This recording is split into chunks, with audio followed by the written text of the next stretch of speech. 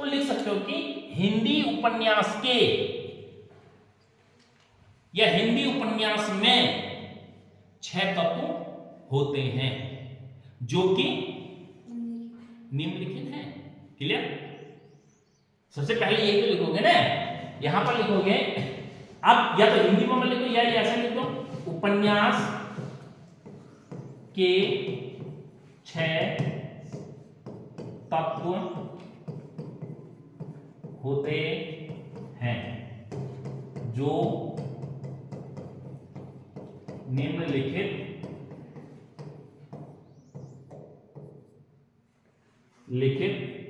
हैं। Dash number 1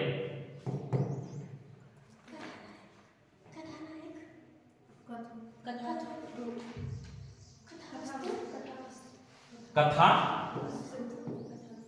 अब आप ऐसे भी लिख सकते हो, अब इसको डाल के इसके आगे भी लिख सकते हो। कथा वस्तु क्या है ये बताना है आपको। आप कोई उपन्यास क्यों नहीं बता, कथा वस्तु क्या होता है कोई बताए मुझे, मेरा बच्चा, कथा वस्तु क्या होता है? जिस प्रकार से अभी हमने नमक के दरोगे की कहानी का सार बताया था ना, वही कथा वस्तु है। किसी भी उपन्यास के, कोई भी उपन्यास में लिखोगे नंबर 1 कथा वस्तु में, कोई भी उपन्यास का संक्षिप्त सार का विवरण ही कथा वस्तु होता है। अर्थात कोई भी उपन्यास को हम संक्षिप्त रूप में जिसका सार लिखते हैं या विवरण लिखते हैं वही कथा वस्तु है। अनुमतः कथा वस्तु 1 या 2 पेज से ज्यादा नहीं होना चाहिए। बस हो गया आपका कथा वस्तु। अब आप पर्टिकुलर उपन्यास पर बात नहीं कर रहे, बल्कि समग्र उपन्यासों की कथा वस्तु पर बात कर रहे हो कि उनका कथा वस्तु कैसा होना चाहिए। क्लियर? समझ में आ गया? दूसरा है पात्र एवं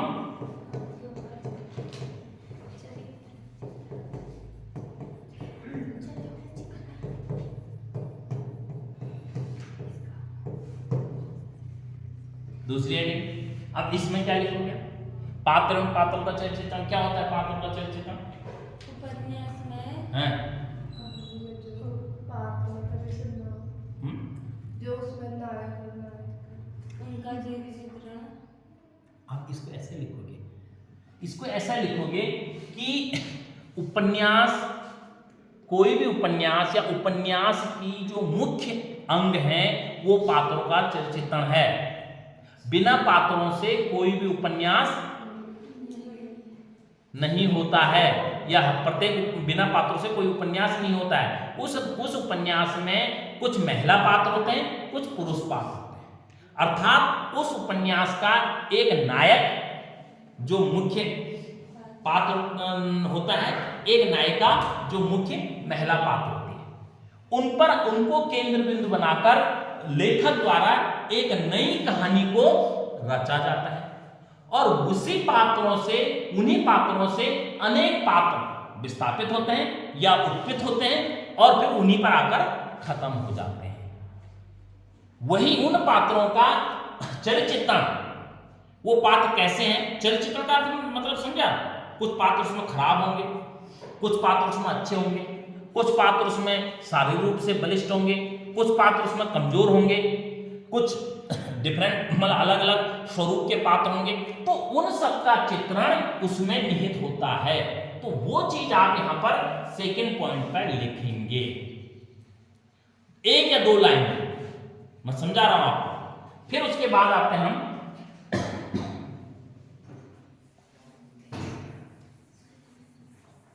तीसरी चीज।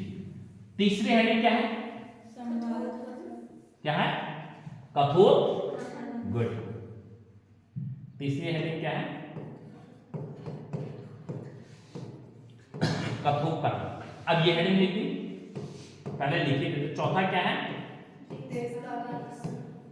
देश काल वातावरण। 5वीं क्या है?